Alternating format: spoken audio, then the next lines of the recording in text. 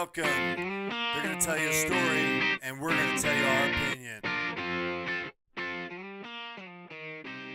All right, so Michael, here I'll introduce the video. Michael had to go part 3, guys. I said we're going to do 4.5-minute videos. Now we got a lot of parts, so it's kind of what we're doing. Go ahead, Michael. Well, we're trying to give you a balanced view of actually what we're thinking. Number one, she's an intelligent woman. Oh, tell Omar. Omar is an intelligent woman. She was elected How do you know she's intelligent? Wait, how do you know she's intelligent? Because you can't be elected in the United States if you're an absolute idiot. Au contraire, but go ahead. Democratic Congresswoman Ilhan Omar tonight. Are you going to apologize? Refusing to answer questions about comments many in her own party are condemning as anti-Semitic. Remarks sparking a vote late today on a resolution condemning hate speech. Does she need to apologize? Well, she may need to explain that she did not. It's up to her to explain. But I do not believe that she understood the full weight of the words. Omar under fire for past tweets, including Israel has hypnotized the world, and saying U.S. politicians support Israel because it's all about the Benjamins, baby. She apologized for that, but then this comment last week. I want to talk about the political influence in this country that says it is okay for people to push for allegiance to a foreign country. Many Jewish Democrats outraged. Jews have dual loyalty and can't be patriotic members of the country in which they live? Words matter. Okay, I disagree. I know we can disagree. The process requires that you are actually able to legitimately express yourselves on what you stand for, and people vote for you. It's that simple. But in her case, she stands as a Muslim, and her Muslim beliefs come from the Quran, and they're not going to line up with a Christian believing or any other believing that says it's okay to denigrate someone else.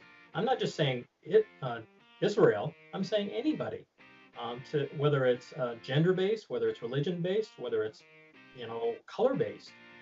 Either you really do love people and you show that through your words and actions, or they're going to expose you.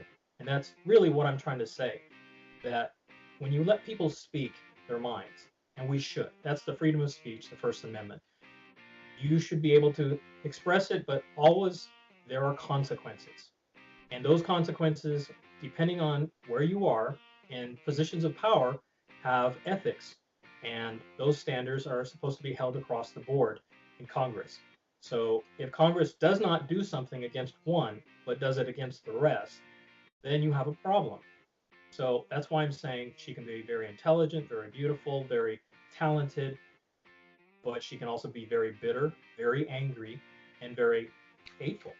Right, and then let me interject. She actually said that Israel is occupying Palestine. So the occupiers are people that don't recognize the 1947 agreement that gave land to Israel after World War II. They don't recognize that, and they believe they're occupiers. Therefore, there's no place for the Jews. They just want their land back. So that kind of point of view is kind of hard to break. And I know if you feel that way as we're expressing it, I understand your point of view, but I believe that the Jews had the land before Palestine, right? Didn't the Jews originally have the land?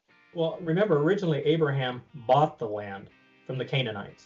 Okay, He bought it. So it was Israel's land before the Palestinians got there, correct? At least Jerusalem was bought by Abraham. Yes. Okay. So I'm sure there's going to be a lot of educators getting on this video, and it's great. And I'm not saying that we're always going to be perfectly right in these videos, because we're just going live. We're saying our opinions. We're willing to put ourselves on the chopping block, if you will.